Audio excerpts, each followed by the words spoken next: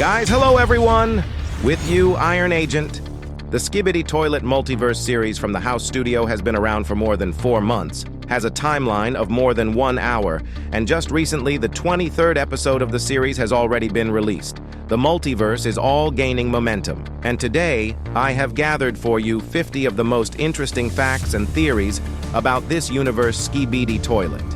Today you'll learn absolutely everything about the Clockmens and the insidious villain Alpha, and even Dom Studios' plans for the future of the series and more. So be sure to like and watch the video from the beginning to the very end so that you don't miss anything interesting.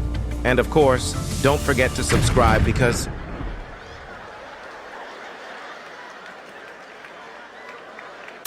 well, now that everyone has subscribed, liked, and commented, let's finally get to today's video. The departure from the original series occurred immediately after 59 series, when the Speaker-Erman Titan and Cameraman Titan released Speakerman. It's a completely different universe from the original. In the multiverse, there are 5 races: Cameramen, Speakerman, TV Man, Clockman, and Drillmen, of which the last 2 are invented by Doma, and in the original series did not appear. There will be at least 2 more new races in the multiverse. Perhaps in the future there will be even more, but so far the Dom Studio has planned only 2. 19 episodes showed us a new agent, Photo Man. It is still unclear whether this will be a new, separate race or this Photo Man, the only one of its kind. Dom Studios officially announced that very soon in the series should appear in the new race, Pencil Men. There are as many Titans in the series as there are races, 5. Cameraman Titan, Speakerman Titan, TV Man Titan, Clockman Titan, and Drillmen Titan. As of episode 22, only 3 are active: Cameraman, Speakerman, and Drillmen Titan. The 2 Titans from the original series, Cameraman and Speakerman, have been given additional enhancements that we didn't see in the original series. They were invented by the studio themselves. The only Titan we never saw, while knowing it exists, is the TV Man Titan. Driller Titan is the only robot mech amongst all the other Titans. It has a capsule in its head from which the driller is controlled by someone.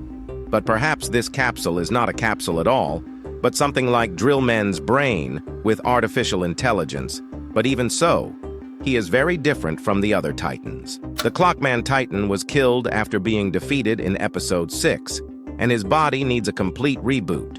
This requires energizing him with a special energy. As the studio house said, Clockman Titan is the strongest Titan, and we take into account his base version. I can't even imagine what happens when it's upgraded. In episode 10, we were shown unusual devices that we dubbed spider watches. My theory is that these devices are some kind of Clockmen batteries.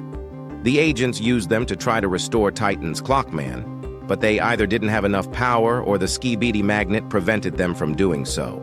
In episode 21, as well as in an additional scene in episode 18, the agents found similar devices to the Spider Watch from episode 10, but they look more contrived and powerful. It could very well be the Spider Watch that the agents used to revive the Titan's Clockman. The scientist Clockman is one of the smartest characters in the multiverse. He is the one who took it upon himself to revive Titan's Clockman, and he is the one who instructed the Alliance to get the improved Spider Clock. The Spider Watch has a very similar detail to the Titan's Clockman, namely the golden spiral on the watch. This could refer to the connection between these clocks, as well as the fact that this Spider Watch will be able to restore the Titan's Clockman. Even considering the previous fact, the Titan Clockman won't be back anytime soon, as the studio house themselves have stated that the Titan will have to wait for quite some time. Clockmen are a separate race, but they have one significant difference from other races. Each Clockman is unique, and there are no recurring agents. So, in a way, the Clockmen aren't even a race. The Clockmen are a particularly strong and unique squad of agents. Like the other races, the Clockmens have one girlish character, the Clockwoman. The big Clockman has one of the most imbecilic abilities. He freezes the entire world for a few seconds and stops time. Only the Titan Clockman has that kind of power. By the way, according to my theory, the secret Clockman from Series 15 is exactly the big Clockman. but from the future. Apparently, it will be improved soon. Many people think that Clockmans can be traitors, but this outcome is highly unlikely. After all, Clockmans have risked their lives for the Alliance on more than one occasion. Remember the big Clockman in episode 20. And if the Clockmans were traitors, they wouldn't share their technology with the other agents. In the original series, the secret agent is a Dafuk. In the multiverse, he's absent. But there's a replacement secret agent called Alpha.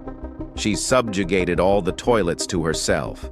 And Alpha is considered by many to be the queen of the Skibidists. But I think that she was previously unrelated to the toilets. But now she's just manipulating them. Maybe she's threatening the Skibidi diggers. Or maybe she's got some kind of superpower. Alpha is a very intelligent character. She's always thinking ahead to several possible outcomes. Alpha always knows what to do. Alpha may have been involved with the Clockmans in the past because she doesn't speak well of them. Some of her phrasing tells us that she sort of wants revenge on the Clockmen. Maybe she was a Time Lord, but then the Clockmans banished her, stripping her of her powers. In episode 22, we're shown that Alpha wants to get her hands on the Titan Drillmen, and something tells me she'll get her way.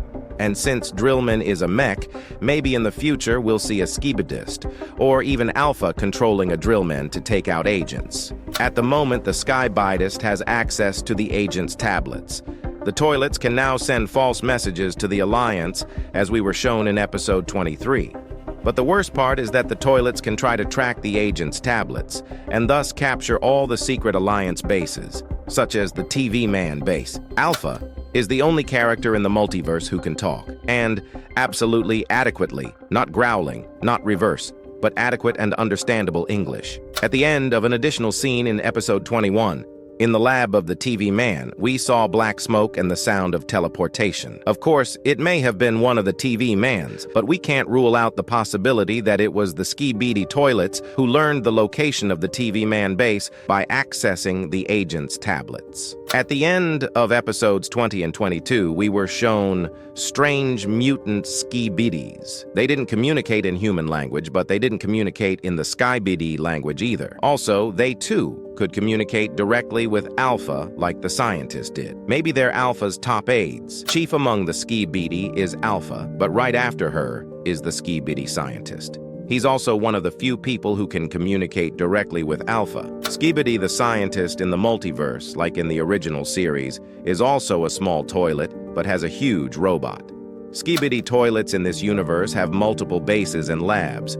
There are 4 or 5 in total, starting from 4 and ending with the first or 0, and the lower the number, the more secure and secretive the base. There are several races of toilets in the multiverse: regular Skibidi toilets, Skibidi robots, and horror toilets. Astro Skibidis are not present in the series as a separate race. Rather, they are a subspecies of regular Skibidis. Incidentally, Skibidi clowns are also a subspecies, but only this time of horror toilets. In episode 14, the horror toilets first appeared. They were much stronger and scarier than the regular Skibidis, and some even attacked their own, for which they were kept in isolation. After a few episodes of the horror toilets, they began to fade away. Perhaps they'll be gone for good, as the description of episode 21 stated in plain text. The last horror toilets are sacrificing themselves to hold off the Titans. Some of the Skibidi divers are robots. You can tell by their white eyes and distinctive blue sparks. The Skibidists have never once devised defenses against certain races themselves. They've always stolen Alliance technology. Not all Skibidi in this universe speak the Skibidi language. Let's say Skibidi hackers or security guards communicate mostly by growling. G-Man last appeared in a distant episode 4. We never saw him after that, but the studio house informed us that they are preparing something interesting with him. About a month and a half ago, the studio house said that we would soon lose an important character because no one lasts forever. In the last 23rd episode, we lost almost the entire Drillmen race. Did they really mean that? Or is this just a warm-up? In a month and a half or 2 months, we should expect a 30-minute project on the multiverse. At the moment, the Dom Studio is doing not only a regular series, but a whole anime on the multiverse of Skibidi Toilets. Apis, I want to rejoice those who think that the finale of the multiverse is coming soon. Fortunately, new series will be released for at least another year. There are several elite agents in the show. Their main goal is to prevent ordinary agents from reading the Skibidi Apocalypse folder. They're even prepared to kill those who read it. All elite agents are avatars of foreign YouTubers from the multiverse brought to life in the series. The elite squad knows what's in the show and also knows the future plot of the multiverse. Why would a squad hide a Skibidi Apocalypse folder? It's unclear, but there's a theory that it contains the future horror ending of the series. Skibidi Toilet Multiverse was originally just an experimental animation, but after the first episode started getting good views, the studio house put all their efforts into the multiverse. And most often, spoilers for new episodes come out not directly from the house studio, but through some YouTubers. Well, today's video has come to an end. It was quite experimental and difficult for me video, so if you liked the video, be sure to put a like and subscribe to the channel with a bell. And follow the community YouTube to not miss the release of new videos. And of course, write in the comments your variations of the new greeting in rhyme for the channel, and maybe we will choose your variation. And on that note, I bid you farewell, good luck in life, and until the next video, bye-bye.